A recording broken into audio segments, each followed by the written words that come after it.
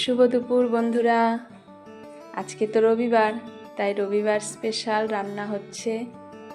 আজকে খাসির মাংস রান্না করছি, একবারে পেঁয়াজ রসুন মশলা সব দিয়ে মেখেই করছি। তো কালকে তো শনিবার গেছে, নিরামিষ খাওয়া দাওয়া হয়েছে, সেই জন্য আজকে একটু মাংস নিয়ে এসেছে।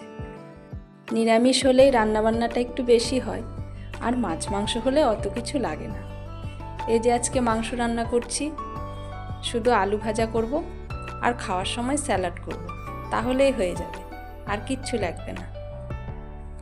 তোমরা রবিবারে কে কী রান্না করছো জানাতে ভুলো না।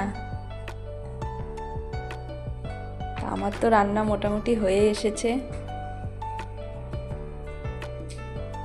এই দেখো, আজকের মতো রান্না কমপ্লিট। তোমরা সবাই ভালো থেকো, আবার দেখা হবে নেক্সট ভিডিওতে। রাধে রাধে।